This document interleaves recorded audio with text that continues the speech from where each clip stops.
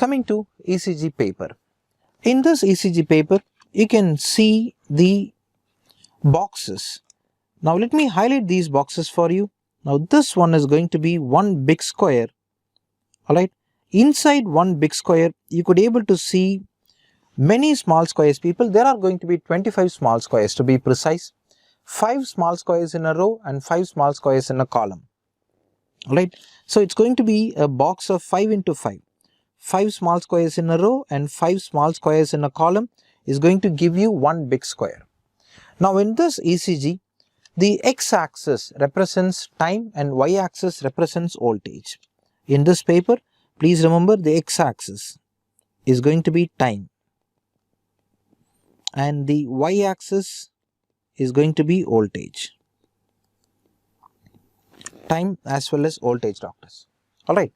Now when it comes to the reading, understand this, every one small box in x-axis is going to be 0.04 second, also called as 40 millisecond.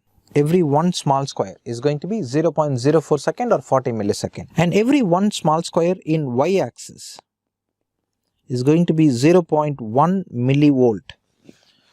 Alright, so in y-axis it is going to be 0.1 millivolt, in x-axis it is going to be 0.04 second, guys, one small square.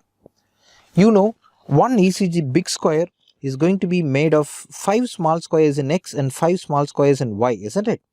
So when it comes to this ECG boxes, one big box if you consider, on the x-axis, people, it's going to be 5 small squares, so 5 into 0.04, and that takes us to 0.2 seconds on x-axis. 0.2 second on x-axis, or in another word, it is going to be 200 milliseconds.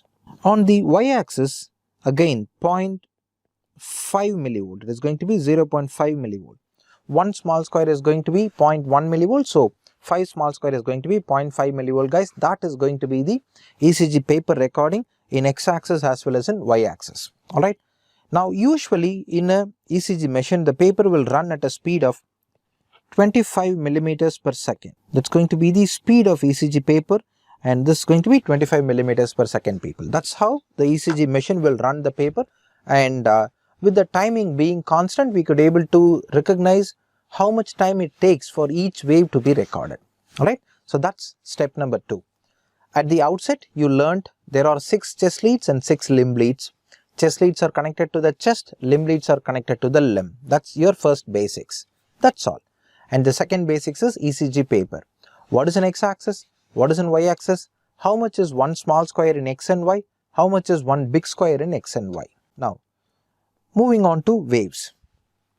People, a ECG is made of P wave, Q, R, S and T. These are all ECG waves, guys.